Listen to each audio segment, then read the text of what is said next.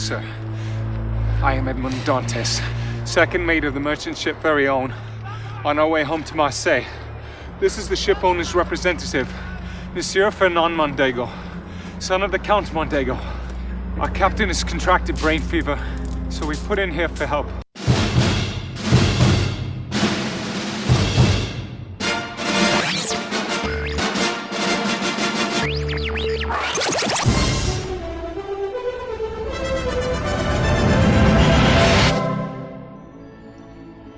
We could have handled that a bit better. This is Film Sack. It's true.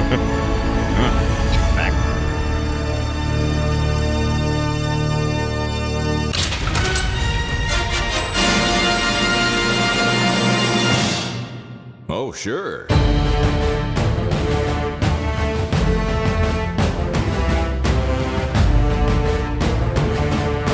Hello and welcome to Film Sack. This is Film Sack, mining the very depths of film entertainment for all mankind, and this is episode 691. I'm Scott Johnson, joined today by Brian. This Napoleon looks a lot like the Penguin Dunaway. No, he's on an island all to himself. Oh, hi. This week on Film Sack, we can't count on the Count of Monte. I want to say Crisco. No, Cristo, as in the Italian island namesake from this story, not the producers of Whipped Fat in a Can. Fat in a Can, turning grandmas into heroes for over 100 years. Okay. May have gotten off track.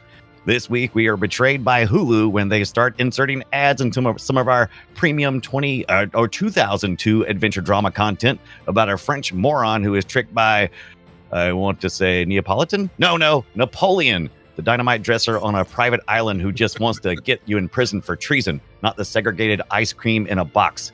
Segregated ice cream in a box, trying to please everyone while pleasing no one for over 100 years. Somebody going to eat the strawberry? We can't get a new box until someone eats the strawberry. Wait, am I the bad guy? Anywho.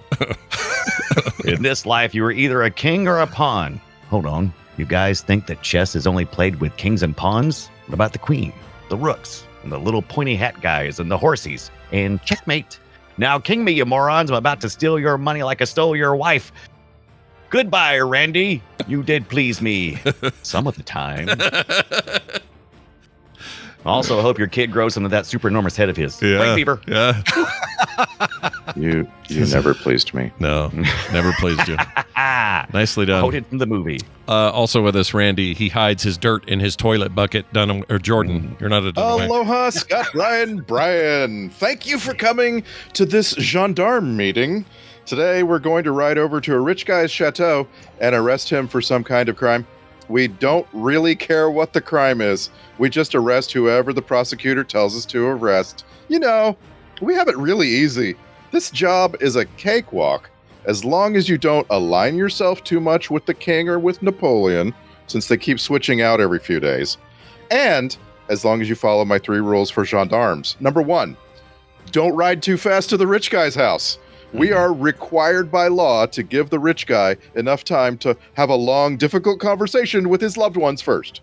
Number 2, don't think too much about what huge chests filled with gold would weigh, much less how they'd affect the movement of wooden carriages. That's just not, it's physics. Don't worry about it. Number 3, when you do arrive at the scene of the crime, honestly, you can stand back and let the citizens sort it all out. Citizens with swords are really good at using righteous fighting to bring about justice. Yeah, they are. Always trust them. Yeah. Trust them with your life. And with us, finally, Brian Luis Guzman is your man forever, Ibit. I am your man forever. So I occasionally, look at the old blue sky, and somebody on there posted, a guy named Pixel Bend, posted, if I may make a suggestion for the Count of Monte Cristo, the Chateau Delph Prison Blues, or Chateau Delph Prison Blues. Yeah. I have no idea how the lyrics would work, but it'd be hilarious. I made the mistake of seeing that before I watched the movie, and I couldn't think of anything else. All I could think of while I was watching the movie was the Chateau Delph Prison Blues. So, as promised, Deef, thank you. Deef. I might have said it wrong in the song. So direct from the Westminster Discount Tire, here's Johnny Trash. Yeehaw. That was a good one. Pixel. That was really well done. Yeah. Yeah, good job. We Great. don't. That's the first one that you've had as a suggestion that First worked. time somebody's requested something, and Good recommend. I'm not going to make any promises that if you request something, I'm going to do it. But when it's that, it Spot locked into my brain, and I just couldn't get it out. So I'm like, well, guess I'm doing Johnny Guess Cash for this one. Yeah, It's brilliant. Nothing wrong with pulling out a little Johnny Cash here and there. Nothing wrong with that at all. Nothing at all. Like Yeah, like that absolutely. guy, Man in Black. All right, I like your Dumas reference too. I wasn't sure if Yeah. I was going to catch the Dumas. that was very good. Dumas. I said Dumas because it works better as a Dumas, like your dumbass. Yeah. Like that. Either way, it was excellent. Well done. Hey, Thanks. y'all at home, you might go, wait, what is this movie? Well, let's let Fake Fletcher explain. On this week's film sack, The Count of Monte Cristo. A young man, falsely imprisoned by his jealous friend, escapes and uses a hidden treasure to exact his revenge.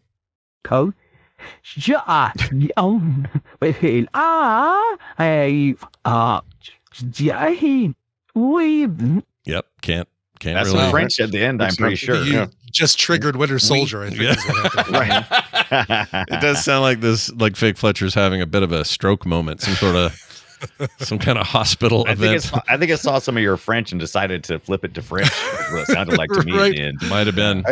It also sounded a little bit like the sound that Edward Dantes makes when he realizes after years and years in prison what actually got him there. Like right. he has a mental breakdown that's actually it's like nothing you've ever seen. Yeah. Mhm. Wait a minute.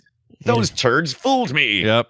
What's hard about that, or what kind of annoyed me, not annoyed me, because it works in World, but Dumbledore's not giving him.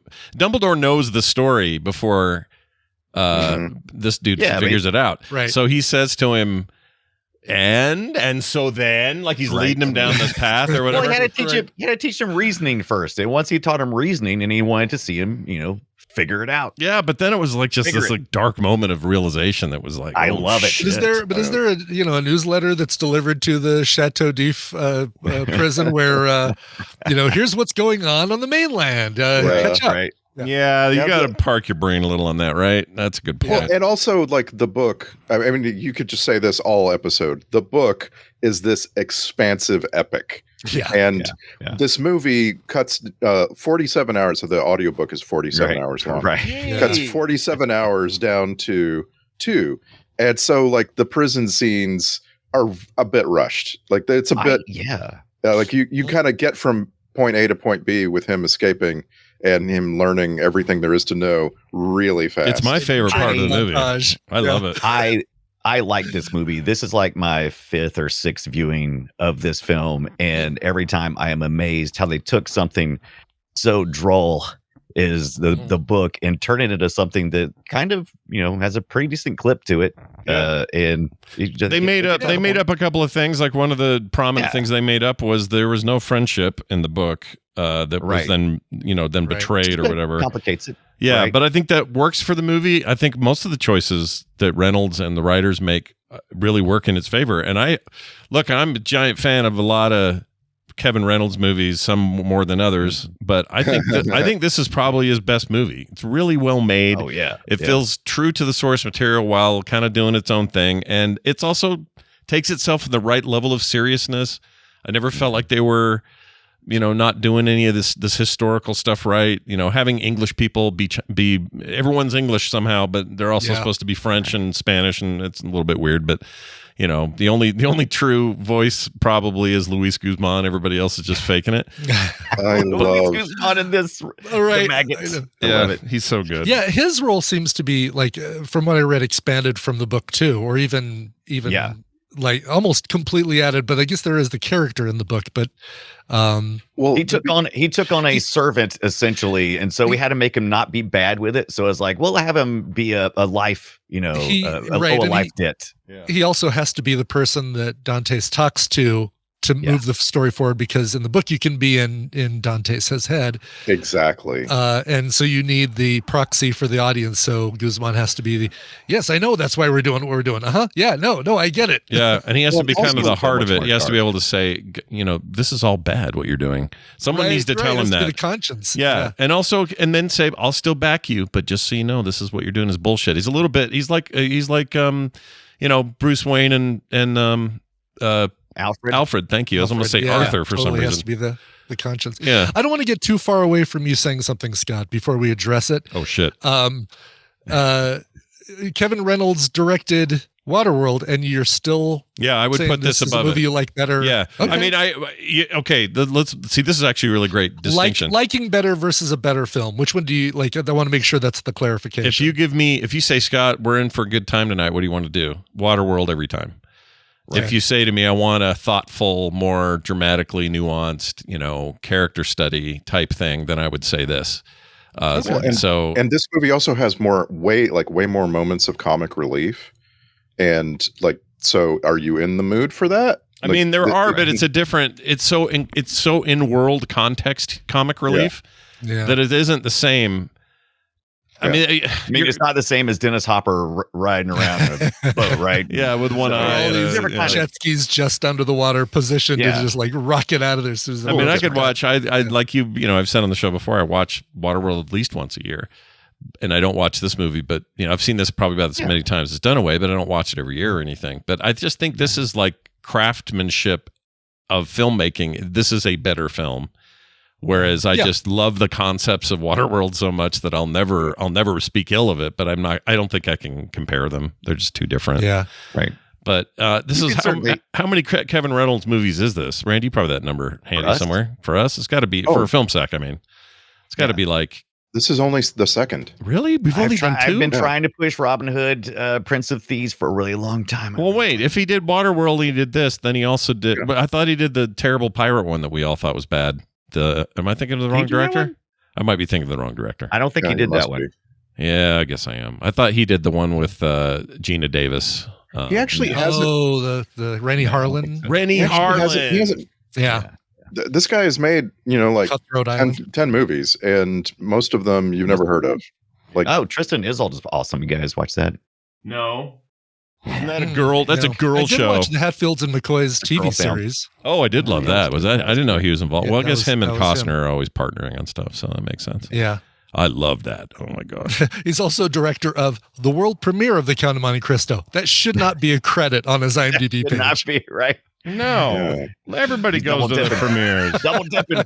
It seems like a little bit of padding your resume there. Yeah.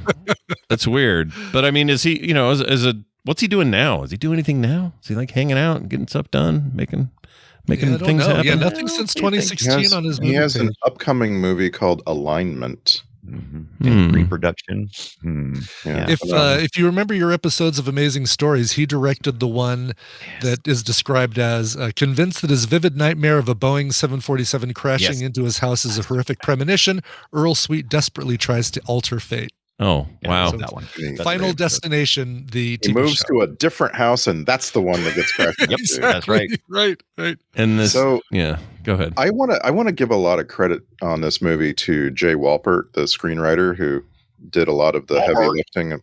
Like you got to remember, this is originally a completely French text, right? So you have to do something. Someone had to have done translating at some point, Right. and then Jay Walpert is responsible for a lot of those decisions, right? Where you're either adding things or taking away lots and lots of things. And it's really genius. And that comic relief is very reminiscent of the Pirates of the Caribbean movies, which Jay Walpert wrote. And so, you can just kind of get the sense for how this works. Yeah, the piratey style of some of it, him getting essentially, well, he rescued himself, but him getting discovered by those pirates and then having to fight Luis Guzman to get, to win their favor or whatever. All that stuff just felt very authentically Whimsical? of the era, and it didn't feel out of place. It wasn't swashbuckly for no reason. It felt real and grounded. I think that's why I like the movie. It doesn't try to over Disneyify things, which is interesting because in the trivia, Disney was going to make this like a marquee Disney movie. They were going to go we're going to back this. It's going to be a Disney, and we're going to get the whole family there. And then as time went on, they went, we just can't make the script work. So that's when they pushed it over to Touchstone, which is like them doing it on Hulu today. It'd be the same thing. Which is funny because we watch it on Hulu. But that's right. Yeah. Well, the source material is pretty brutal. It's the real stuff is dark. You gotta really break a man down to his bottom, like to the basement floor of his mentality in order to make the revenge work. Yeah. Right. And how do you depict it? Like he gets whipped a lot in this movie, and like that alone, But almost in a comical way. It's like, happy anniversary, I'm here to beat the shit out of you. Cool. Michael Wincott in there. I love him, though. I didn't have he's near so enough good of at him that. on screen. But I just put the art for the original 1844 It's cool. thing. Yeah. Isn't that just metal as hell, Yeah. that thing? Oh my It really is. And I guess it was The source just... material is freaking awesome, but it is. Ooh. yeah. So I've read this book twice, and the first time was when I was a teenager, and it took me most of a year to read the book, an English translation unabridged. And I remember not loving it as much as when I read it again when I was like 30. And like it's really awesome because it gets into all of the political machinations of the time. And there was a lot going on in France in the 1815 to 1820 time frame. They barely touched on that here. It was mostly class and people trying to move up in the ranks, but they didn't touch on it too deeply. Here in the film. I agree. I just think dramatically everybody was pretty good. I know Caviezel's a problematic human being, but he's good in this. And he does a really good job. Yeah. Like he really looks like he's being tortured. No matter how many times I see this movie, for some reason, when I walk away, give it 2 weeks, and in my brain, I'll recast it as Christian Bale and Brad Pitt instead of Guy Pearce. I don't know why. What? Oh my God. that I love works. that. Yeah, that works. I They do could it do every it. time. They could do it now. It would work. Yeah. Okay, but I let's. totally was getting a Penn Badgley vibe from Caviezel after he came back with the beard. It was like, he's got a little bit of a little Penn Badgley going on there. Yeah. Can we agree that Guy Pearce is absolutely wicked? He's so good. Perfect for this. Yeah. Can we also agree that he can't close his front lips because his front teeth are too big? Well, those they put fake teeth on him because they were slowly, he was slowly degrading. He was slowly degrading towards the end. He was supposed to be young and kind of handsome in the beginning. Then kind of like I think they may have made up his teeth a bit, but those are still his. I was going to chompers. say he's always had those big front teeth. Oh yeah, he's definitely got big teeth to begin with, but they scummified him. Oh yeah, for sure. Okay, scummified him, but they didn't put larger veneers on his teeth. Oh, I'm sure they put some kind of over. I'm sure they didn't. They didn't sit there and paint his teeth. Otherwise, they he'd be like put some over top of it. Oh my God, to your Dante. You didn't hear it?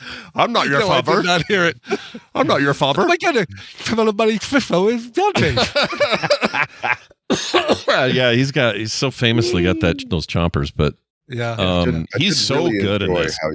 You could tell the difference between the wealthy people and the non-wealthy people by their teeth, with the exception of Damara Dominichik, because she just had perfect teeth the entire time. Sure, we're not gonna Mercedes. She's fine. Yeah. She's just my problem with her was only just a kind of a delivery problem. She has like a I can't explain it. It's like a weird monotone, quiet thing, and I don't know what it was. It took me out of the movie. I was fine with her character. She seemed very much like the victim, which was fine. I was just so pissed that she went just the story every time. I forget every time, and then I go back and watch the story and I'm like, how did they end up in the conflict at the end where everybody keeps showing up? And I'm like, oh yeah, because that dumbass went back when it was like, oh, you leaving? Are you leaving? Well, I wanted to tell you something before you left.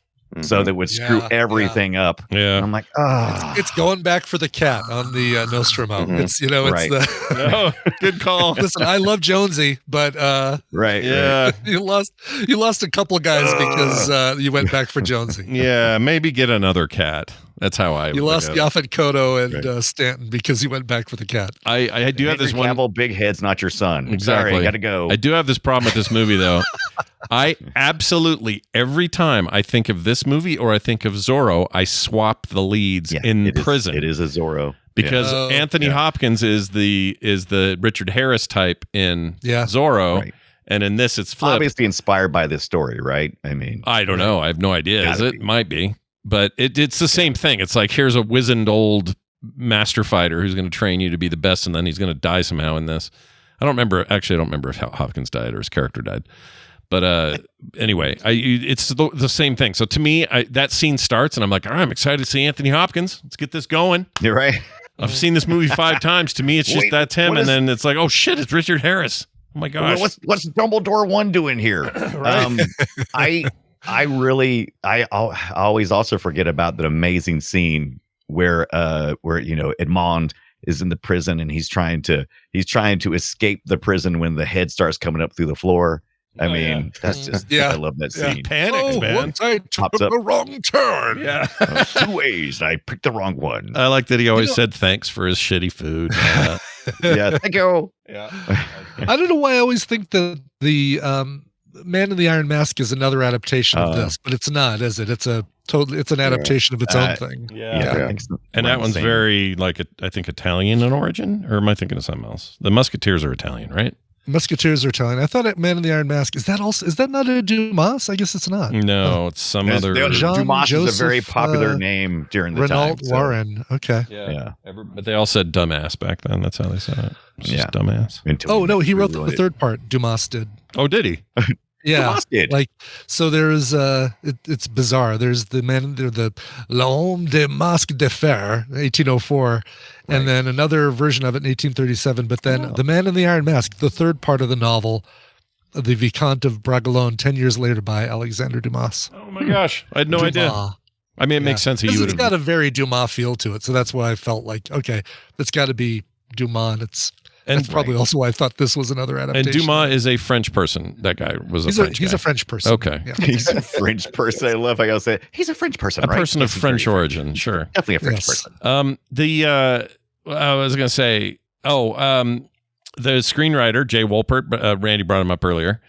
Mm-hmm. He's the one that came up with the idea that Guy Pearce and Jim Caviezel would be friends, and I can't say enough for how I think that improves things. Or maybe I've never read the source material, so I can't speak to it. Yes, with one exception. Okay, give me that. It definitely improves the 2-hour-long story arc a lot.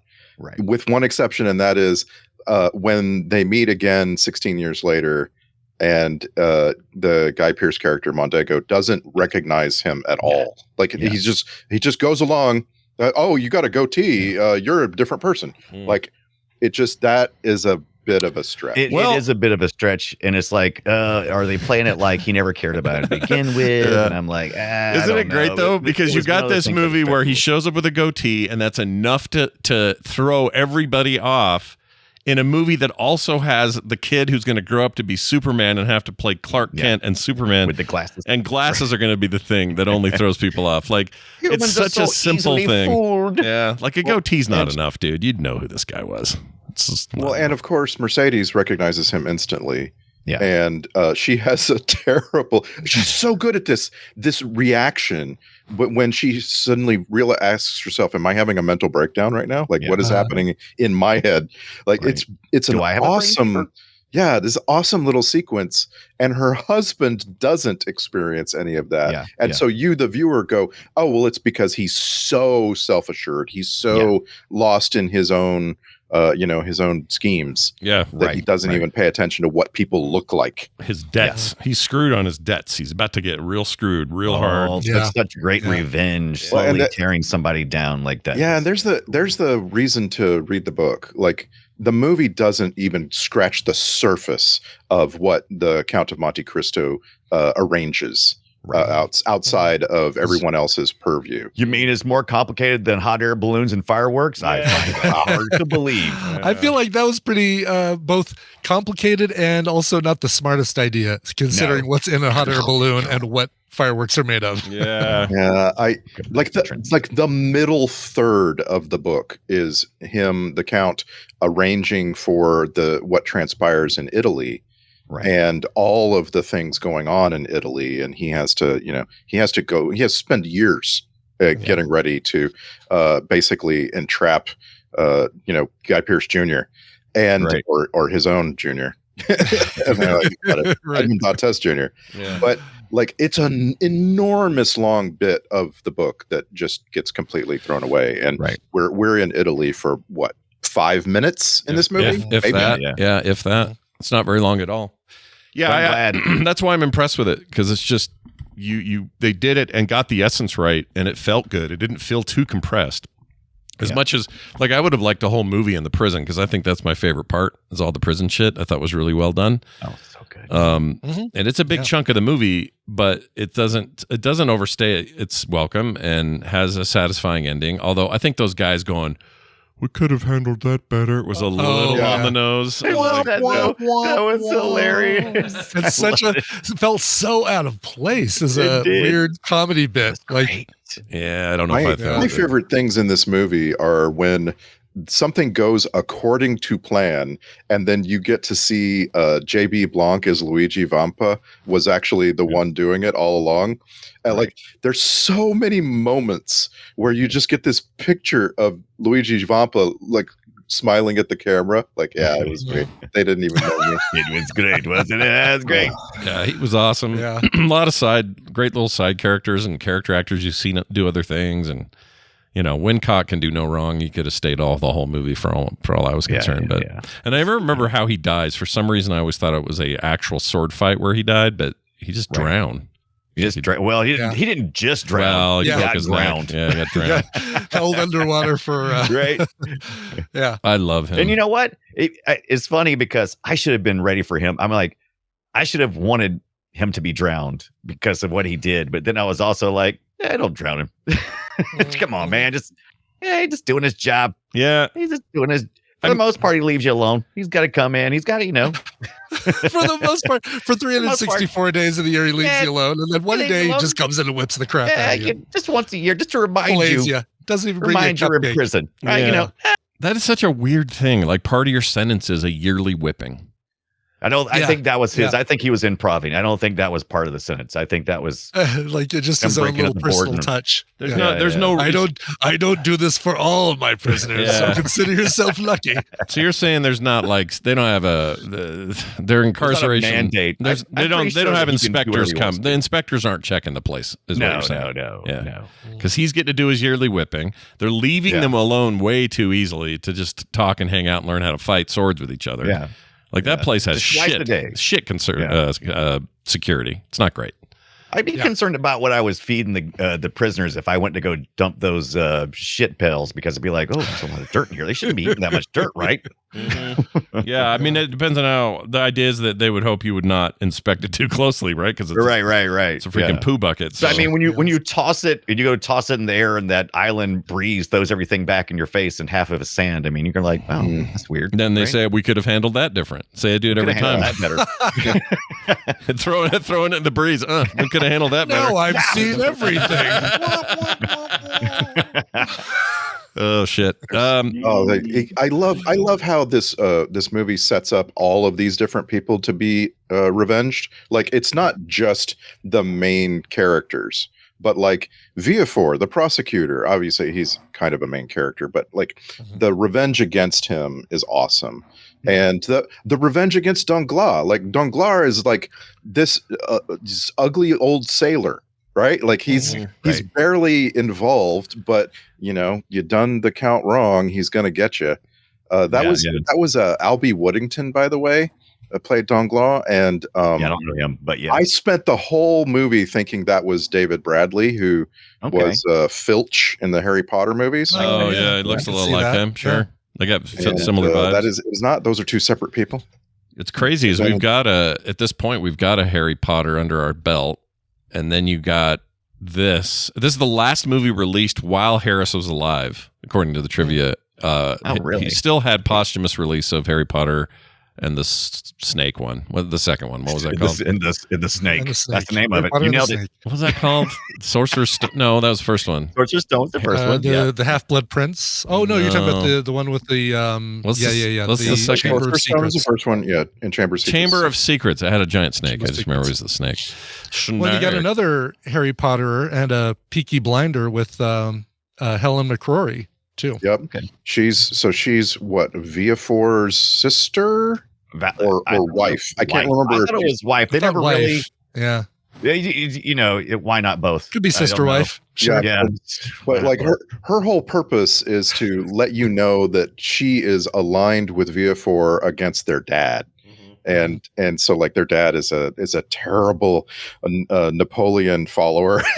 Right. It's looking so back, obvious too. Walking around with the cane. I'm sure with it was Napoleon really on the end of it. important in 1814, but looking back, like for, the benefit of history, like it's very silly. He's got his stick with the Napoleon head on the top of it, like Right. It's the equivalent of "Make France Great Again." Red, it is. It trucker really is. hat. Yeah, he's walking around town just going, "Oh yes, Napoleon, yes," humping his leg, yes.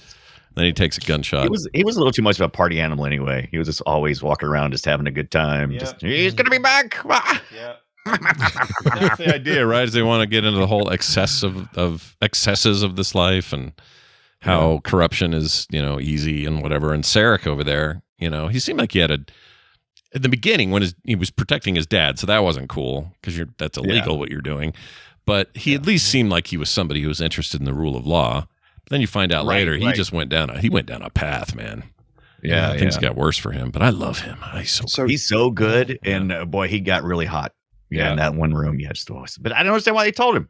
Why are you telling him? Hey, is Reindeer Games isn't this director, is it? Kevin Reynolds? No. Okay. Because in my head I went, oh, maybe that's why that dude was in that as the prison friend to who was in that? I don't remember. Oh, James Frayne, you're talking about? Yeah, James Frayne. So I thought maybe there was some connection there, and they just that'd be hilarious, right? That he's he's always he's your guy. Your conniving. Well, I guess he wasn't in prison, but he's the guy who sent him to prison. But, turned into a shithead later. Really did. I mean, that guy. You see James Frayne in something, it's like, oh, he's going to be the friend of the protagonist forever. He's totally going to be on the side of the protagonist. Never going to be an issue. But then you realize, he as Sarek, he's devoted and centered and. His Star Trek character is not true. That's true. Yeah, I guess. So it really breaks with tradition with him because most of his roles, you're right, most of his roles are that. Like you see him, it's like, okay, well, that guy's double crossing you. Yep, you're screwed with him. Get out, get away. He had a great run in the reboot of Quantum Leap as kind of the big bad. Oh, I forgot that was a thing. The reboot of Quantum Leap. Yeah. Pretty good though, right? Didn't you like it? It was pretty good. Yeah. There were high points and low points. This whole will they or won't they of the main couple, the leaper and his girlfriend, but they did a pretty good job. Quantum Leap into Napoleon? No. No. The old one might have. Only within his lifetime, but they did break that. His lifetime. That's but they broke that rule like all left and right on this thing. Right. Yeah, but no Napoleon, although they've been great. Did they do that in the old one where they would go historical, like way back in time, or no? That one they adhered more towards only leaping within his lifetime. And it's in the story, right? They tell at the beginning. I think you're in his. I think so. Yeah. In case you forget. Yeah, exactly. Finding that he could only leap within his lifetime or something like that. Yeah. Interesting. Yeah, I didn't see much of the new one, but from what I heard, it was pretty good. And then it got canceled, and I went, well, of course it did. It's NBC. They don't keep things around that are good. They get rid of them. That's what you do. It also, they wrapped it up. They did a good job of like knowing that it was getting canceled and wrap things up. But that's good because that doesn't always happen. No. It's nice to have. That's what you should do if you're going to be if a network picks you up. Your writer should immediately go, okay, guys, we have to make it so every season has a good ending just in case. Yeah. In fact, every episode, we should have every episode end so perfectly that they could cancel us after 3 of them. That's the reason why a lot of TV shows, especially dramatic ones, would end on like a cliffhanger. It's like, oh, how are you going to cancel us now, baby? Oh, you can't. Yeah. What are you going to do? So before, in case any quantum leapers are out there like, oh, I'm going to write in a correction to Brian. Old Sam Beckett broke the rules 4 times. He leapt back into like the Salem witch trials back in 1692. He leapt to 1776. That was in the book. He leapt back into the Civil War, and he leapt into what's Salvation or Bust. He leapt into 1879, the rustic frontier town of Salvation. Oh, it was the Make It Rain kind of thing, like old Western gunfight in the middle of the street. Yeah, and then also the Making It Rain thing. But that was the new one. That was the new Quantum Leap. So that wasn't Sam Beckett either. This list actually has the combined Sam Beckett and New Guy, as well as the books and the comics. Oh, it does? I guess it combines them? I guess it'd been more. What? It's a great list. Like it's all the leaps chronologically, but it combines cool. the comics, the books, both series, both runs of TV shows, and Okay.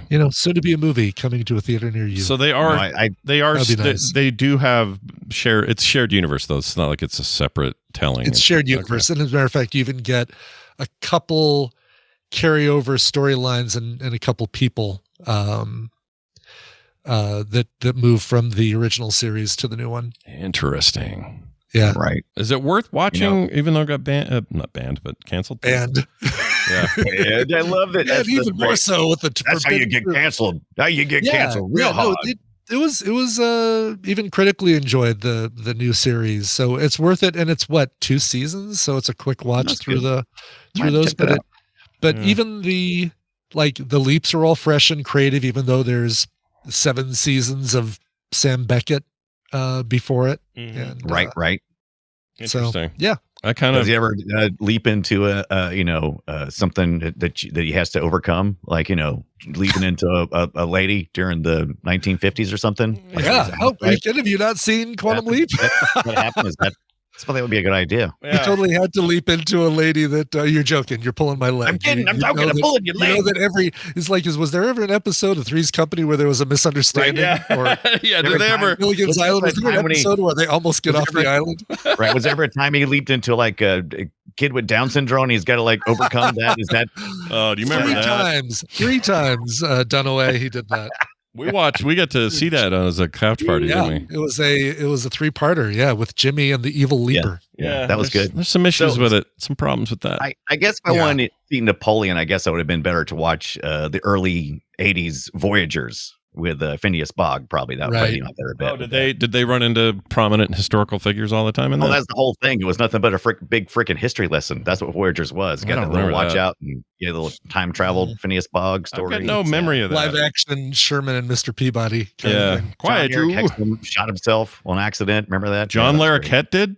Is that what you said? Hexum, yeah. Oh, no way. John Eric Hexum. I think you said John Larroquette. I heard it too, and I decided to roll with it. I'm like, really? Okay, wow, right, cool. Yeah. Night Court, all that. All right, cool. Not even. All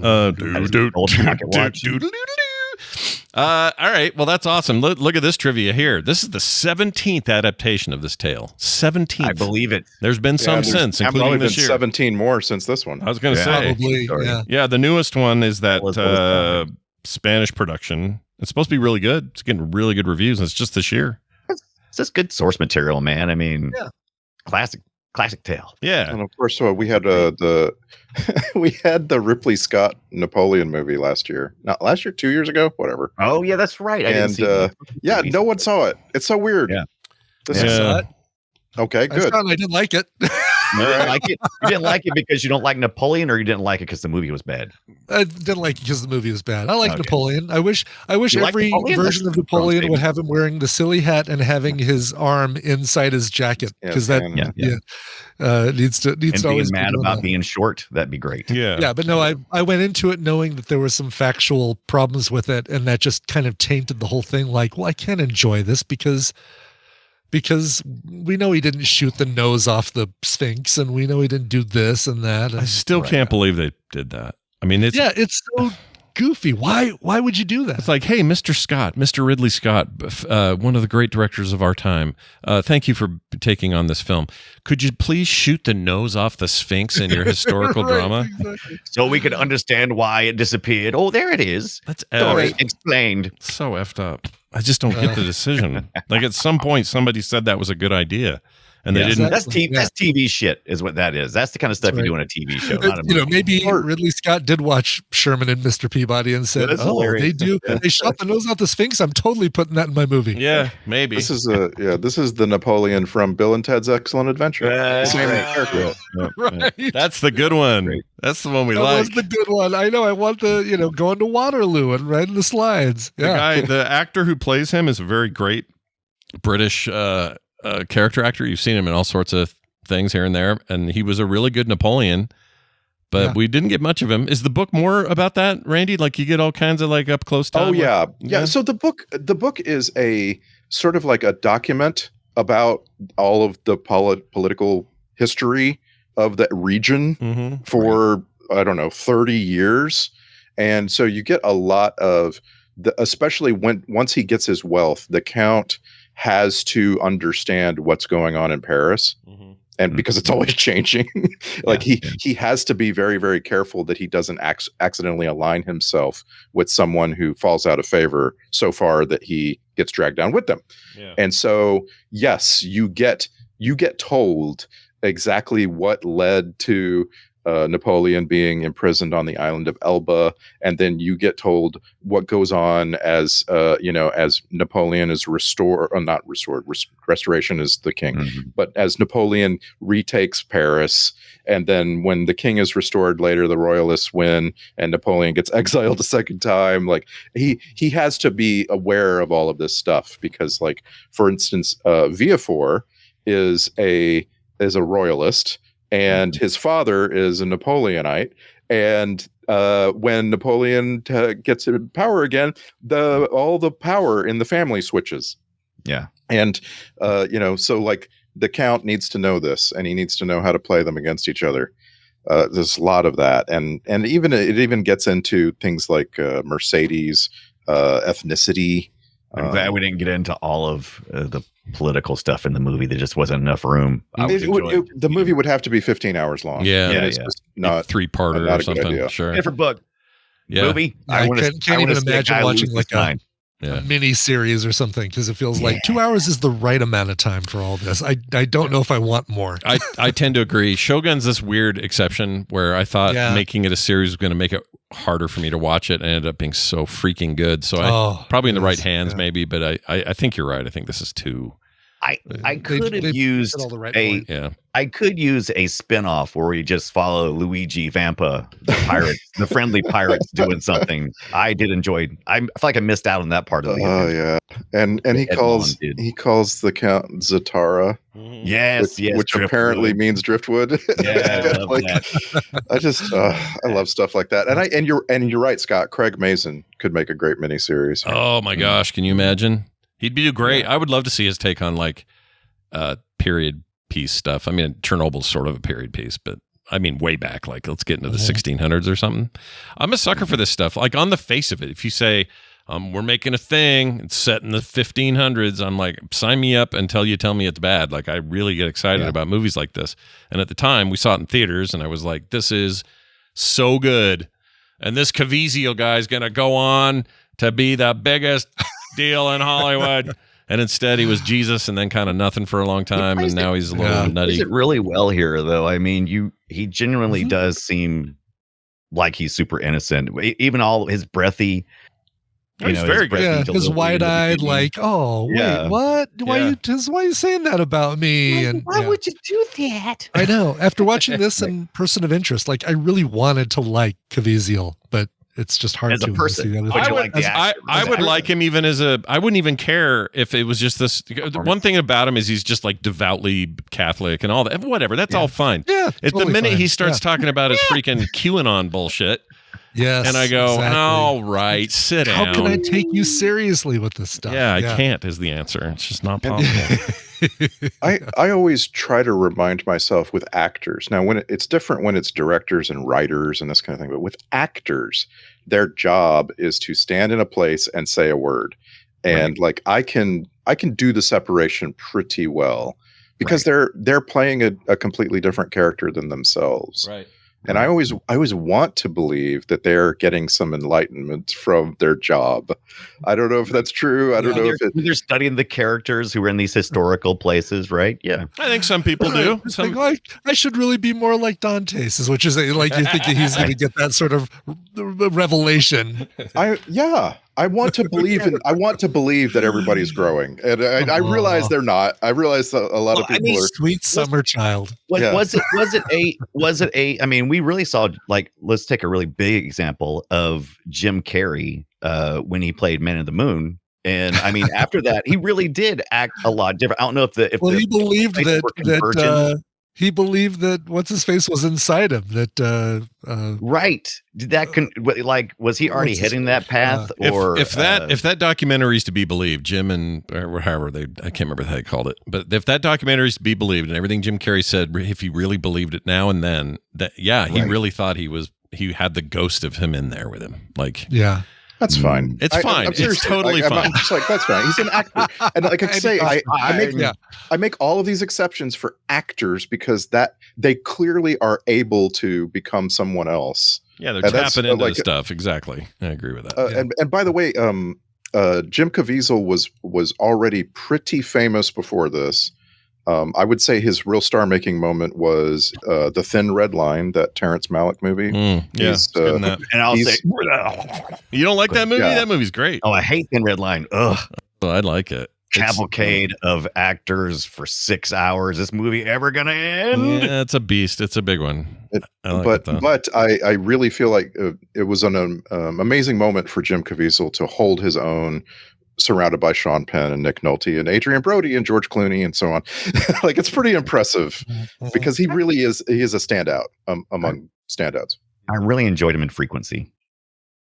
Why do I not know what Frequency is? There's a movie and a TV talking show. to his dad over A ham radio. ham radio, yeah. Change things. And his dad is Dennis Quaid. Don't remember No, this. wait, Dennis Quaid You're right. is talking to his dad, and his dad is Jim Caviezel. Oh, Right. because he's you could flip flop it because they're the right age, like they're at their ages. Yeah. that would make sense. We should sack that. I want to sack that. Yeah, why don't we? Totally, that's a good one to sack. I got some scrutiny for you though. Weird. Here it is. Yeah. Scrutiny. It says here that I know we get a lot of these, but this just sounds so dumb. Arnold Schwarzenegger turned down the role of Edmond Dantes when the film was in early stages of development. No, he didn't. Not bloody likely. I don't think so. Like, Arnold is him going, like, come on. I actually think it's us. I think we caused Filmsack listeners to put that into the trivia for every movie. I really believe that. No, they stopped doing that. Yeah. That was Schwarzenegger. It's less Not of Schwarzenegger. Sorry, that was Stallone. Stallone, yeah. There's often Stallone and Schwarzenegger are still in these things all the time, but all the time. My biggest beef here is that it's while it is true, like around this time, a lot of these names are people who just put their names in every list to let's do an audition for this. Let's do this big movie coming out. So it's entirely possible that Schwarzenegger's people had him lined up to audition for a thing just because that's what you did. But also read the whole book. Also, isn't he governor at this stage or something? And he was stopped acting for that. So I don't. 2002, something like that. Maybe it was 2004. Can't remember. Probably close to that though. Yeah. You're so he wrong. was. So he sat all. Scrutiny is well. It's required. You have to have scrutiny. I say. Yeah. If you don't have scrutiny, what are you doing? I think this is my first. Go ahead.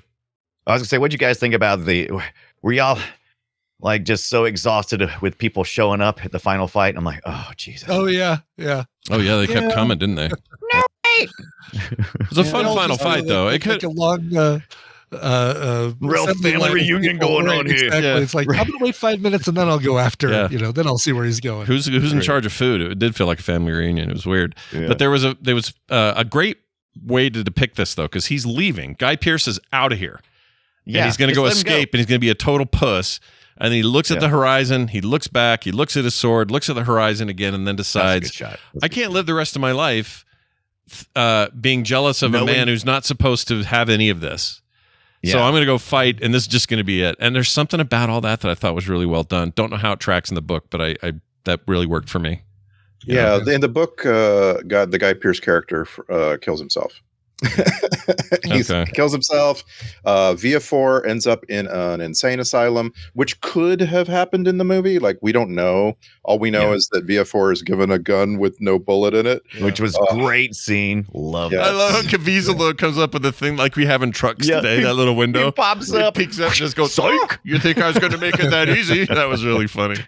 I don't think that was supposed to be funny, but it made me laugh out loud. Oh, it was hilarious. Yeah. The real ultimate revenge in the book is on Danglars, who in the movie almost hangs himself, or almost is hung. Yeah, I wouldn't say himself, but like is almost hung immediately after saying, "I won't hang for them." He ends up getting hung on a rope. But of course, the Count tells the gendarmes to cut him down before he loses his voice. Yeah. In the book, Danglars suffers everything. Like Danglars loses everything. His wife leaves him, his daughter leaves him. Like it's like the worst of the revenge. Like other people just they get killed or they kill themselves. But Yeah. They didn't have time to flesh it out here. Those like, we need some more people to punish. Bad pirate, bad captain, co-captain, something. Bad co-captain. I like that. Co-captain. That's pretty good. Mike, I love that little sequence where Villafor receives everyone begging for him to give mercy to Edmond Dantes. Yeah. And one of them is Guy Pearson. The first thing he says is, it's nice to meet you. Like they haven't ever spoken before. Yeah. Hey, I got my girl here. Wink, wink. You got to help me out, bruh. Yeah. It's so wicked. And the acting is just great, in my opinion. I agree. Yeah. I don't think anybody's phoning it in this. I think everybody's really good at it. And for the record, like if I saw this, if I'm who made not Mel Brooks? What's wrong with me? Who made the Passion of the Christ? Freaking Mel Gibson. Jeez, why am I saying Mel Brooks of all people? I don't know. They're What very a different far people. cry. Yeah. When Mel Gibson sees this is reportedly where he goes, "Ooh, Caviezel's my Jesus," because he looks like him. He's got this facial hair. At least he looks like white Jesus, and we can kind of. And he's also got a little bit of the darker skin and the kind of dark eyes, that kind of thing. So it'd be perfect. And plus, he can take a whipping. He can take a whipping real good. And so Gibson tells, and I could see why. I could see why he would want to cast him, right? I could see it immediately if that's the movie you're going to make.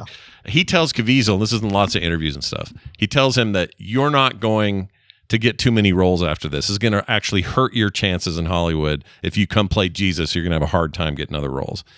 And I think that makes no sense because I think that's veering away from the other reasons that perhaps he didn't get as many roles, which is he was hard to work with and he was kind of annoying and all this other stuff. Because look at Willem Dafoe. He played Jesus in that Scorsese movie that was so controversial at the time, maybe even more controversial than Mel Gibson's movie. And yet he may as well be in my Dove commercials right now. Like he's in everything. So I don't buy it. And I think Caviezel's a good actor. Like, get him on camera, boom, you get a good performance out of that guy. As soon as the cameras come off, what's he doing? Walking around going, bless you, my child. If you have an abortion, I'll kick you in the nuts. And, oh, by the way, I don't think that's how abortions work, but okay. QAnon's real or, whatever. I don't know. Like, why do that to yourself? That's a you thing. That's not a Jesus thing. That's not the role. Right. Well, you have that he's had a career since Passion of the Christ. Like, I don't think it's wrong to say, you could get pigeonholed here, because that's exactly what's happened to him. Like he has, but he's pigeonholed himself. That's what I'm saying. That's all I'm saying. You have to choose to only make movies for people that are, sorry, Scott, making movies in Salt Lake City. Like that's really what he's done. Like, but there's a lot of Hollywood that just won't hire the guy because they don't trust him. They don't trust him to go promote the movie correctly or to be a sane, normal person. Yeah. So for those who don't know about this, locally, for it started in the 90s. There was this company called Clean Flicks that came out of nowhere. And what they did is they took people's VHS tapes. Yeah. Or they take VHS tapes, edit the tapes so that it would be now minus like certain like violent scenes, sex scenes, this sort of thing. Kate Winslet, draw me like your French girls moments. Exactly. Cut completely out of that movie, and then they would splice it, and that's the movie you would rent from these rental stores. They got in trouble for that, sued for that. Rightly so. They were altering, content that isn't theirs to alter. Re-releasing it, Yeah. Absolutely. So they got in trouble for that. So then they built these machines that were kind of hybrid DVD players that basically you could put any DVD in them, but they were programmed to know when to skip scenes. And so basically they were letting the machine do it in real time. They got in trouble for that, but they won that suit because because you can't stop me. You can't stop the machines. Right? Exactly. I think that was good and right. They weren't breaking the law with that. But anyway, these guys have evolved and changed and sued each other and almost gone out of business, and then did go out of business, and then came back. Now they run what is it? Angel Studio or Angel? Angel Studio. Yeah, Angel is Studio. They got a TV channel, don't they, and everything. Daughter of that company. Yeah. So now they have this huge thing. Caviezel did the Save Sound the of Freedom. Kids, Sound of Freedom. There it is. Which by some accounts isn't like a terrible film, but the backing of it is. Yeah, it was created by the person who made it said that y'all guys kind of took some of the stuff out of context. Yeah. So I mean, there's a bunch of controversies around it, but the main one is that these guys are just like really pushing hard to not whitewash, but to have their brand of like purity cinema shoved into everybody's face. But isn't that capitalism though at its finest? Oh, it totally is. I've got a product for you, and it's Utah's hell, by the way, because Utah, we do this all the time with like multi-level marketing. Everybody's got this idea, and they're like, we're going to do it different than anybody else, and it's going to have all these levels to it, and you pay the people above you, and they pay the people above them, and bat. I mean, it's exhausting. Be honest, it really is. And I mean, not everybody can have Scott's dad in the living room throwing a towel, or mom throwing a towel over the TV. So you got to have, you got that's a great idea. You somehow get a robot to do that for you or something. Yeah. Right. Just a towel that drops from the ceiling and then rises back up. Yeah. Amazon, Apple, whoever. Come on, get on this. You guys can handle this. Anyway, for whatever it's worth, though, there's good money in that too. By the way, there's a lot of money. And that's a good and a bad thing, right? Like on the one side, you're saying like people should be free to make the stuff they want to make, and on the other side, there's people with money who are free to tell Jim Caviezel to go pound sand. Right. So that's how it works. Yeah, go pound. But that's how we work in this, like it or not, in capitalism. That's how you do it. You vote with your money. Yeah, and you know what? I'm not even that. It's not even a problem that you find a niche that needs servicing and then you service it and you get a bunch of money for doing that. I mean, I can't fault that anymore. I can any other kind of thing like that. Like, if they didn't. But sell, as an artist, I am offended. Yeah, how dare you change the message? Yeah, as somebody who thinks creativity should not have somebody telling you what to do. I don't live in the United States of artists. I live in the United States of America. The United Artists Studio. There you go. United Artists of America. Guy Pearce has done great. Yeah, he's awesome. Freaking love him. Oh yeah. He's been all sorts of stuff. We've seen Peter Whalen recently in the not that recent, but Alien stuff. This is only our third FilmSack movie with Guy Pearce. We haven't watched the Time Machine, right? Nope. Or Memento. That hasn't ever made it on Time here. Machine's so good. That's such FilmSack. I would love to see Memento with you guys. That'd be great. Yeah. Okay. All right. It's on our list. Been ages. The answer to your question that you're asking is we sacked Ravenous and Lockout. He was in those movies. Oh yeah. Oh, we're on the Lockout. But I believe you. Yeah, I believe you. I mean, hard not to. We trust each other. We believe each other when we say we've done a movie. Yeah. It's totally fine. He was great in LA Confidential. We haven't watched that though. Nope. Hurt Locker, very good. I haven't seen that. He's in The Brutalist. See the Infernal. Yes. Yeah. He's in The Brutalist. Very much so. This year's, nominated, right? Excellent in it too. My gosh, you thought he was hateful in this. He's also hateful in that. And he's also he's got a look and a manner and a delivery that's just perfect for these. Like I keep using the word wicked, and I realize that's a whole other movie. Yeah. But like he just comes across as wicked, like he has a cruelty underneath the surface. I remember thinking that all Australian actors must look like him, because that's the only one I'd really seen. It was like an early example of somebody who wasn't Paul Hogan, where I was like, oh yeah, look at this. This is what Australia looks like. And he really doesn't. He's very unique. Like he doesn't look like any of those guys. Kiwi or he's not. He's not. Yeah, he was actually born in England. I thought he was Australian. No? I thought so born too. in England and went to Australia when he was 3. So that's gonna mean you're Australian for all intents and purposes. Right. Yeah. Right. Yeah. Oh yeah, his parents. Let's see. His dad was born in Auckland, New Zealand. His mom was English. Let's see. They went. But he essentially grew up in. Yeah, he is essentially Australian. Yeah. So when I hear his interviews and stuff, I'm like, it's definitely an Australian accent. I love this movie, but I do have some complaints, and my biggest is Guy Pearce's hair. They bleached his hair so that he didn't look like Henry Cavill, which is great. That's great. Right. But it just looked terrible. The whole movie, Guy Pearce's hair looks like a hat. I liked it because it made me hate him even a little bit more. I'm like, oh, gee, look at that stupid He head. can't even do his hair right. Can't do his sleeping with no women. He ain't sleeping with nobody with a stupid head.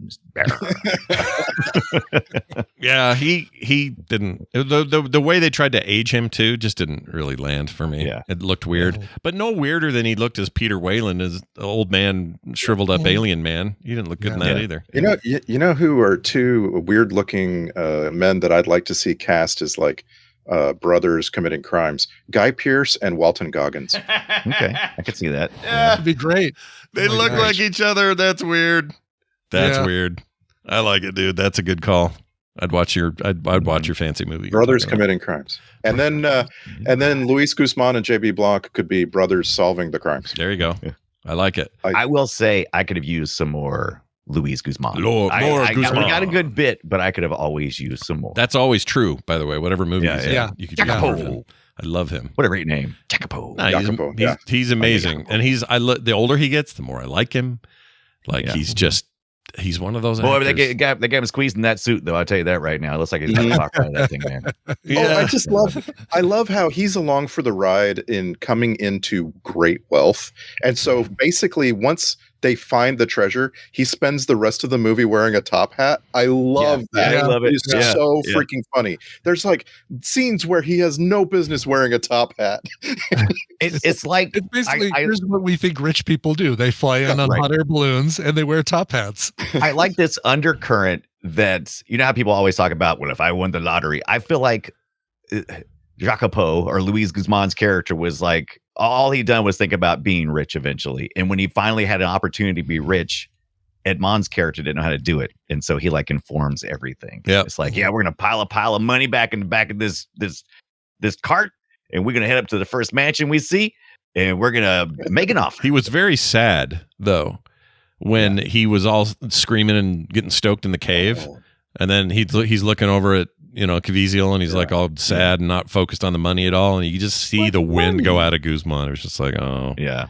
I guess I'm not rich now. I'm just your manservant. Fantastic. Let's go. But he is the rest of his story is about spending money, and it's like so he takes such a delight in it that the Count of Monte Cristo can't. The Count of Monte Cristo sleeps on the floor and has a terribly scarred back. Yeah.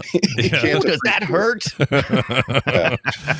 That looks like that hurts. Whoa. Yeah. Did you guys ever see The Adventures of Priscilla, Queen of the Desert, way back in the day? I have not seen that. I have not seen it. That's a great Guy Pearce role. I think maybe the first time I'd seen him, and it was so good. Hugo Weaving, him, Terrence Stamp, they were all drag queens in a giant Winnebago across the desert. Yeah. Great movie. Best use of the song "I've Never Been to Me" by Maya Rudolph's mom. Yeah. Oh no, "Loving You" was Maya Rudolph's Loving mom. You. Who did Maya Rudolph? "Never Been to Me" was another disco queen. Yeah, I can't remember, but yeah, he's been around. He's done some stuff. Real quick, what grossed Scott out the most? Gross. What do you think it was? I know what grossed me out the most. All right, what do you got? What is it? I would definitely not allow another inmate climb on my shoulders if we had been in prison. There's no way.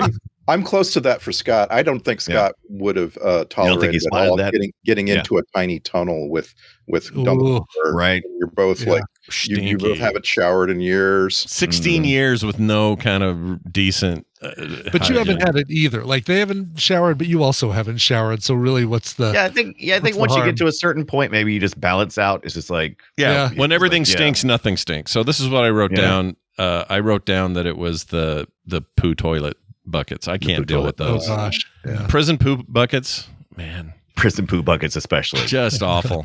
Just the idea. I don't know. What would you be pooping? All you're eating is like dishwater. I don't know what they're eating. Even worse than you're just liquidy garbagey poop. It's just terrible. And then there's dirt in there, which means you had to dump dirt and you had to maybe move it around because you got to hide the dirt. Just swish it around. Swish. Yeah. Yeah, you had to do stuff to make your little trick work, and I don't like any of it. It's freaking. Didn't you love the disgusting. passage of time being depicted by his ever-growing collection of bird skulls? I love that. Yeah, I kept trying to figure out were some of those going to be rat skulls, because you saw a bird occasionally, but typically it was encountering a lot of rats and stuff. And Yeah, I like that. Okay, but I did have the question of where'd they get that wax? Oh, yeah. Where do you get it? Well, I mean, their only light in there is candles, right? So That's what I'm saying. And Yeah. in the movie, the priest Faria, he has like his room is a library, and he has access to a lot of comforts. He's got a chair and a table. Right. Well, in the movie, he has a couple of comforts, but in the book, he basically is treated very nicely in that prison, and so that's there's no explaining the wax and the candlesticks, the wicks. There's no explaining it. yeah, they hope you don't notice. Is what they hope. Yeah. Yeah. And good news, I didn't notice. Good news. Good Thank news, you. everyone. All right, let's do some clips. We got a bunch here, and they're all pretty good. I didn't go crazy because it's just not that kind of movie, but it's enough to enjoy. That was one of my complaints to Tina's like, God, it's such a good, solid movie, and it's such a faithful, for the most part, adaptation that I can't find a lot of stuff to complain about. Yeah, it really isn't. It's one of these movies I'm really glad we saw because I really like it, but it's also kind of hard to yell at. But anyway, here's something early with a coma thing. I don't know what this is. If his coma is genuine, he won't feel my knife point, will he? Well, all right. He's Just Comer. Poke him. Comer. Yeah, he's Comer. That poor guy. Chick in the bucket with the captain. Never really got to even talk to him. What? Yeah, we didn't get to talk to him, but yeah, he definitely died from your captain's been dead for 30 minutes. It's like, I guess we can go then. You notice, right? We can go. You notice how he's cold and his eyes have been open the whole time? He's not with us anymore. That dude's dead. Yeah. Has no brain fever. It's a dead parrot. All right. We have, here's Spock's, what? We have Spock's most recent dad back. Oh, it's Sarek. Yeah. Sarek. Yeah. I don't know what the hell I'm writing here. Here we go. Did you have any personal contact with Napoleon when you were on Elba? This is actual accent, which is nice to hear once in a while. Yeah. Let's see. Let his voice wash over you. You mocked me? No, my dear Dantes. I know perfectly well that you are innocent. Why else would you be here? If you were truly guilty, there are 100 prisons in France where they would lock you away. But Chateau d'If is where they put the ones they're ashamed of. Love him so much. The House of Deef. House of Deef. That's a stupid name. Wonder what it means. Is that a meaning? Oh, Deef? No, I'm sure it does. House of Chateau d'If. You're gonna need a vowel in there if you want me to pronounce it. Yeah. It's like DLF or something. No, it's like apostrophe IF, isn't it? Yeah, was it IF? That was LF. IF, I fancy think. script. It What means am I? you, Y-E-W. You like the animal? Okay. Like a no wait. No, like you as in you, like right? Oh, Y-O-U? No. like D, the that like makes sense. the wood. Like it's like Oh. Y-E-W. Oh, is- you. is a Oh, tree. you would. Yeah. Yew trees. House of Wood. House of You. House of Wood. I guess the Chateau d'If had, maybe it was where a bunch of yew trees had previously grown on that island or something. Maybe somebody they built jammed it out of a yew trees? yeah, it could be, or they jammed a stick in their ear and said, "I'm Deef now. I can't. I'm now Chateau I'm Deef. totally Deef. I'm Deef." All right, here's a He pain. needs to be in a Coomer. Here's a pain sounds. They're always fun to have pain sounds. So here you go. There you go. That's pretty good. Was that when he was pooping in the bucket? No, I think No, you I got think it was when he was getting whipped. getting whipped. Poop pail. Whipped. Okay, whipped. Here's Richard Harris. Oh, we had Always love Richard Harris. Here he is. I am Abbe Faria. I have been a prisoner in Chateau d'If for 11 years, 5 which have been spent digging this tunnel. What took him so long to start digging that tunnel, I wonder? You know?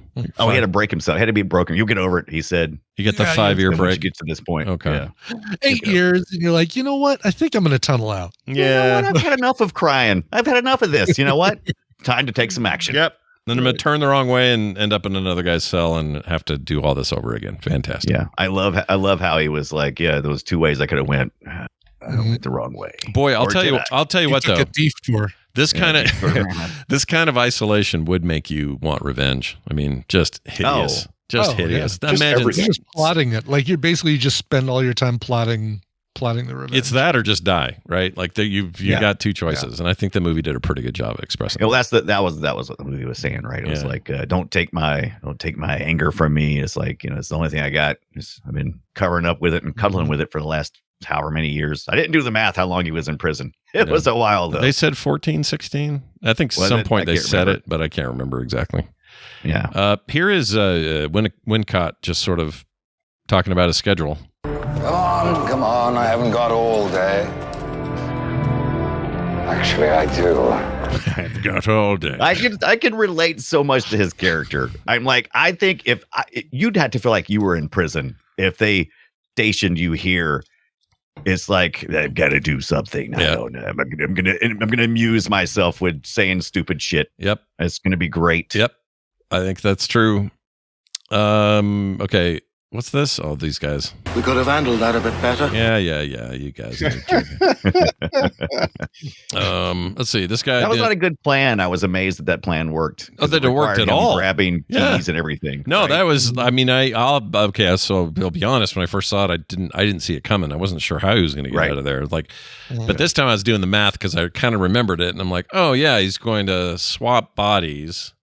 Right. But then they'll know it's not him because he'll look different. I forgot they zip him up first. Then he takes him out. Yeah. Then he zips himself back in, which means he had to pull his body up through the tunnel into that other room. Yeah.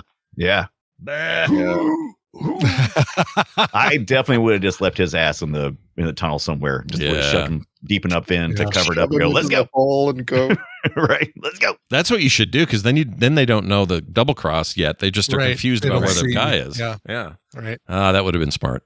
But just think about it. He just let go of his bowels in there. Like, it's just a big old poo tunnel now. It's bad. Anyway, this guy's doing a proper intro.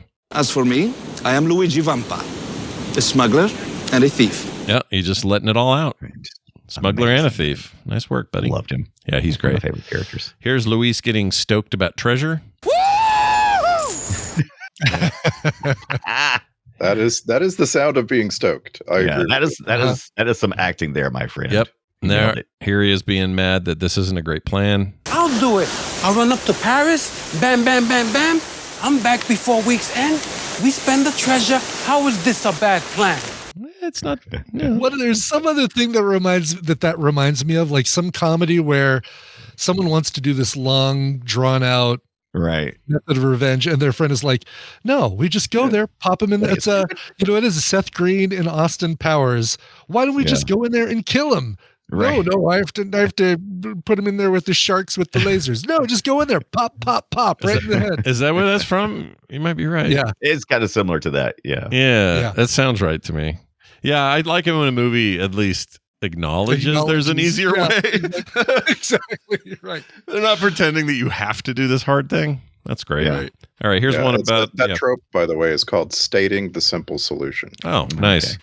Well, you ever want to look it up. Stating the simple solution is a pretty common one. Yeah, Luis Guzman doing it right. Here is some hoity-toity. Tell Monte Cristo you'll get his shipment through customs, but that it will have to stay in port overnight. I shall have it removed and taken to my old family estate in Bouchon. And that's when I turned on the closed caption. What the fuck did he say? He's so good at being that nasty little shit. Mumbly. Hello. A lot of information. Mumbly. Here's a guy choking temporarily. He did not die here, but Mr. Yellow Teeth McGee hanging off the ship made this sound.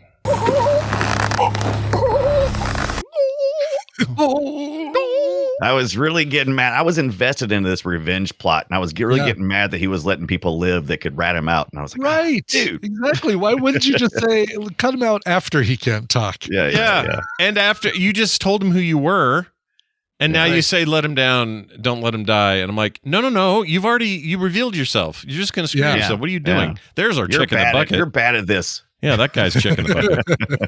All right, make that easy. I don't know what this is. You didn't think I'd make it that easy, did you? Oh, it's up to the window.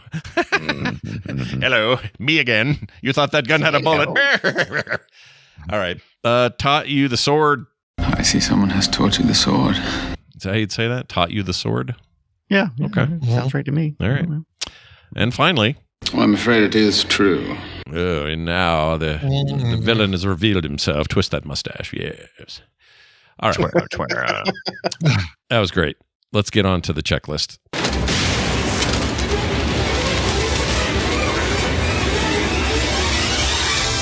The soundtrack, what am I trying to say? The Film Sack checklist goes like this.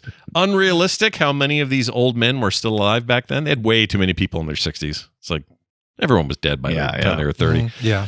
I think Driftwood is a cool name. Check. And finally, in those times, one only needed a goatee to hide his identity. Check. That's right. Star Trek connections, we know of one because we keep bringing them up. But is that it? Is that all we get? You keep bringing them up. Spock. I don't have anything else. Just him, or not Spock, but Sarek. Spock's dead. Sarek, Spock's right. dead. And we're talking about Star Trek Discovery. We're talking about in the first 2 seasons only.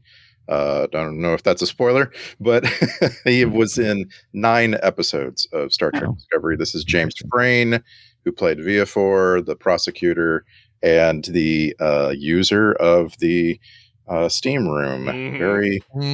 Very much steaming himself. Big ass steam room, by the way. I mean, you've got to have a lot of steam going to fill that room. Otherwise, you're going to have cold spots. My friend Darren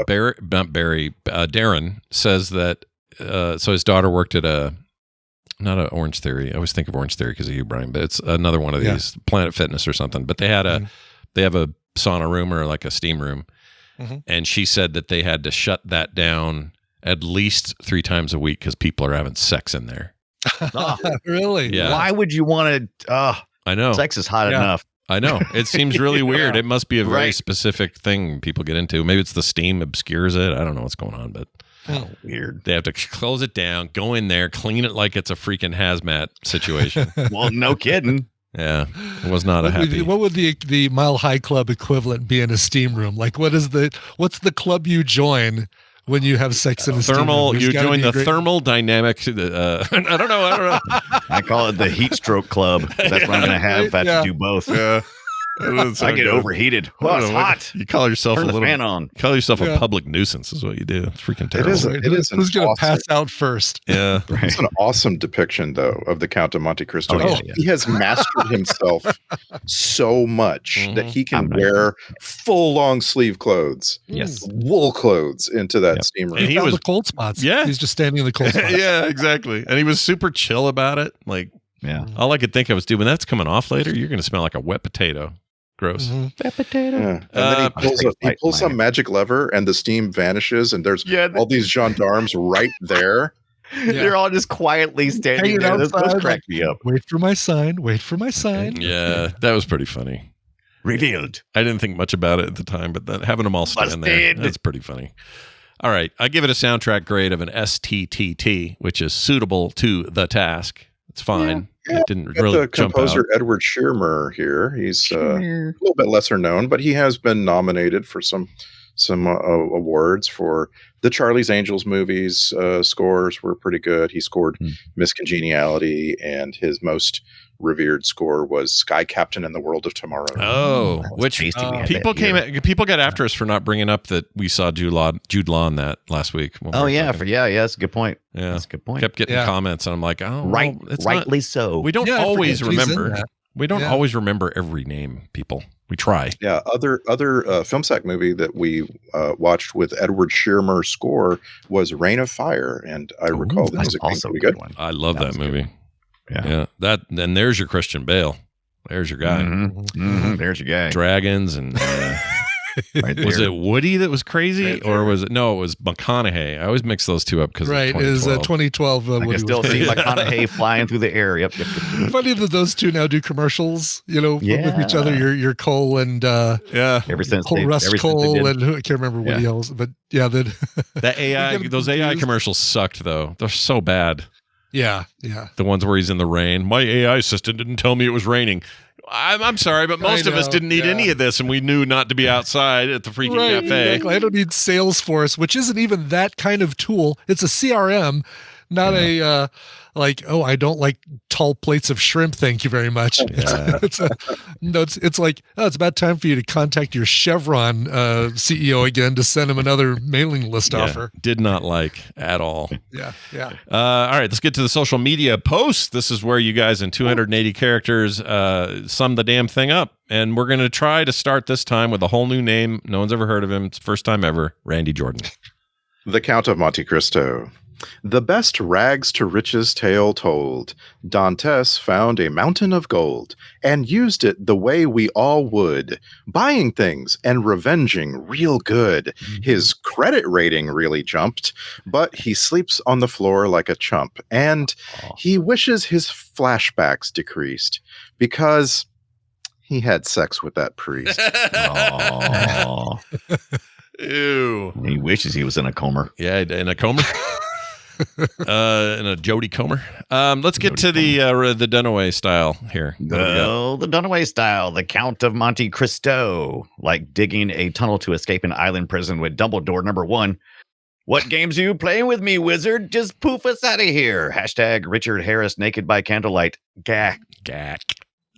Yeah. We're all hitting the same note here. It's interesting. Yeah. Not me. Okay. Not me, baby. Not Brian Ibbett, who will now take the mic. The Count of Monte Cristo. Hello, my name is Edward Dantes. You married my fiance. Prepare to have all your gambling debts called in.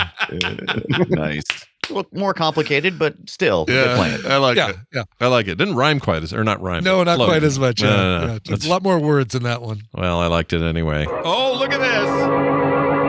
You guys, this thing had two different new titles before they settled on the Count of Monte Cristo. They're trying to, it was already kind of long. They were like, well, let's see what we can do. First one was Albus Dumbledore teaches Jesus how to fight with Peter Whalen and Ambassador Sarek. So that was just too long. Yeah, too long. Or the origin of Superboy. We haven't even talked about Henry Cavill, by the way. We really did. Very little. Yeah. Just mentioned his big giant head. He's very good. I think he's really good in this. He's young. I think he's probably 18 or something in this, or I don't know how old he was at the time of making it, but he's good. Like, yeah, hard role to play. Wait, he's my dad. No, he's not. Wait, mom, you're messing with me. Who's my dad? Should I be mad? Should I be sad? I don't know. It wasn't just some throwaway thing. He really threw his guts into it. I was impressed. Yeah, and he was a little tiny bit too old for the age he was supposed to be playing. And of course, Damara Dominchik was too young for the age she was supposed to be playing at that. You're like, is she really his mom? I don't know. Right. Yeah. I like there was some announcement with him recently, something he's working on. He was already working on 40K show. He's working on some other nerdy shit, but there was some other thing they just announced that got me so excited. I cannot remember what it is. But he may be the guy to save us and do all our nerd stuff right, I hope. Yeah, I love him. I absolutely love him. I just couldn't. Everybody's heads are always so large when they wear these kind of costumes, and his just seemed extra large because his body had not been to the point where now, he turned into Superman, and he just looks so different now. Yeah, and it seemed odd. Yeah, it odds in my mind. I like an Englishman playing Superman for some reason. Yeah, something about it that I like. Yeah, we've had it now with Wales, but that's what's his name's from there, who played Batman. I only will accept an alien to play my next Superman. Good news. Actually, I don't know where that Corin Sweat guy's from, but sure.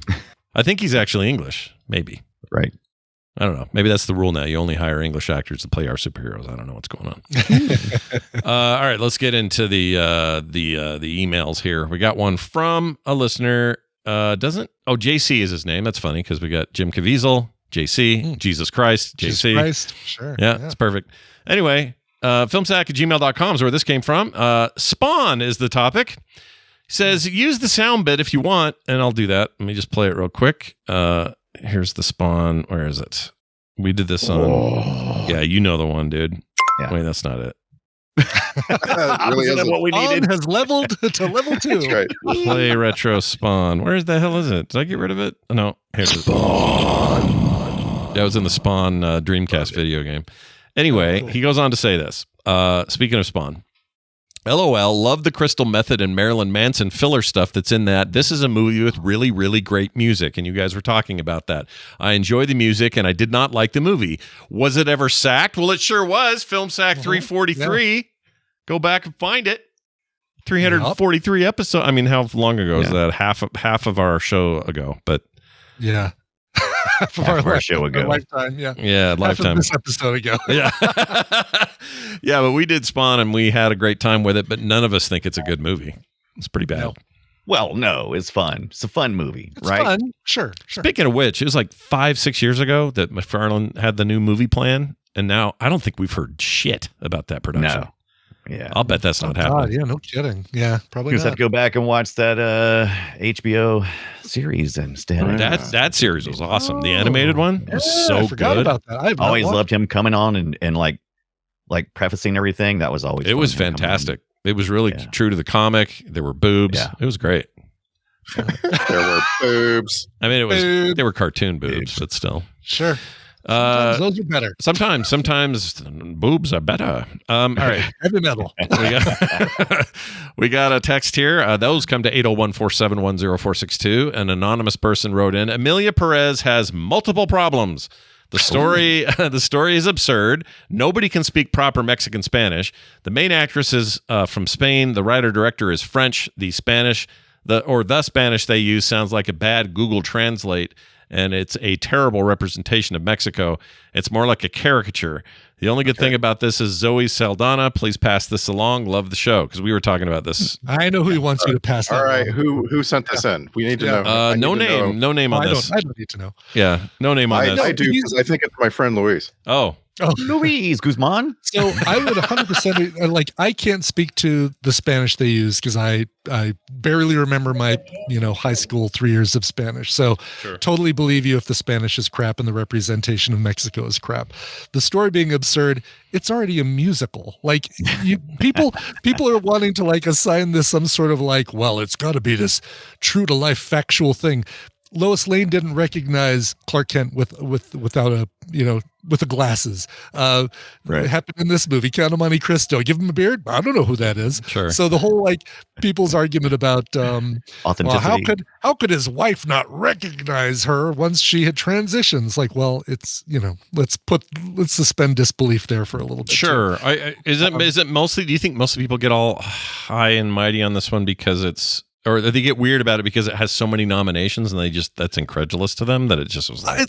Yeah, I mean, there might be a little bit of tall poppy syndrome, like whichever blade of grass is the highest gets cut by the mower first kind of thing. But and I'll be the first to say I don't think it deserves all the accolades it's getting. I really enjoyed it, and I think I 100% agree with who wrote in, and Zoe Saldana is the best part of the film by far. She's her great. singing is great. Her choreography, she's a very believable character in a film with very few other believable characters. You just have to say, well, it's a musical. You got to kind of suspend disbelief.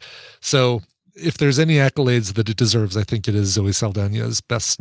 She should be best actress and not best supporting actress. Is it an entirely Spanish film? I mean, like spoken in Spanish? Okay. I was going to say for the most part, there's the musical number that takes place in the was it Belgian surgeries? No, it was a Asian surgery center, right, Randy?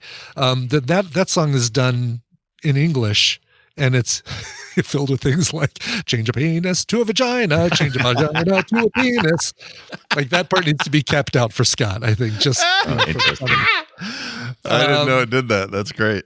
But the rest of the film is in Spanish, and okay, yeah, it's definitely. I'll 100% say it's not for everybody. I enjoyed it. I actually enjoyed it more than Tina. Tina was surprised by the fact that it was a musical, but the things, I'm glad Netflix is kind of distancing themselves from the actress, the main actress who plays Amelia Perez. Can't think of her name because of all the horrible things she's said on social media, which have since been deleted.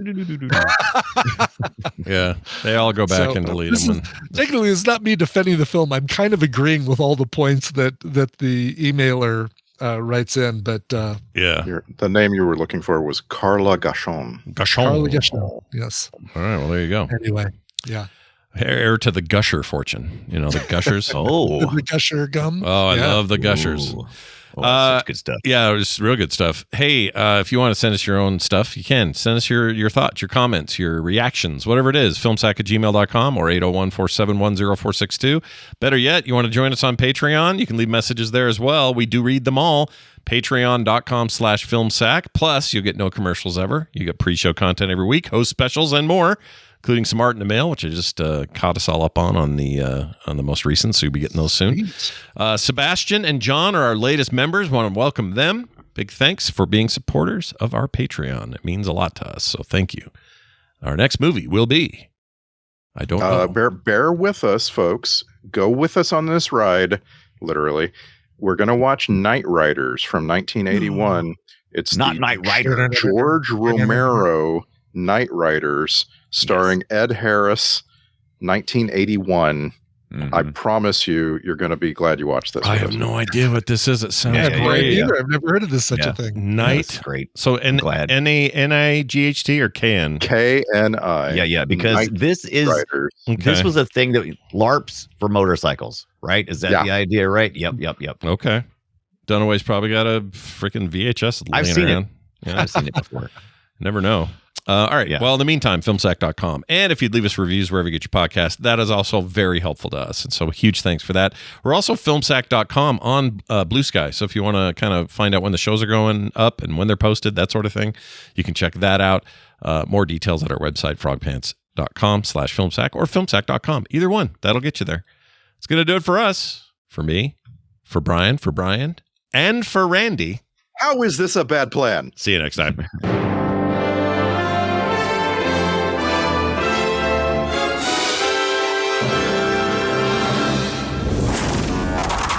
In the menu of life, make your main entree frogpants.com. It's delicious. Delicious. Delicious. Well done, everyone. Wraps his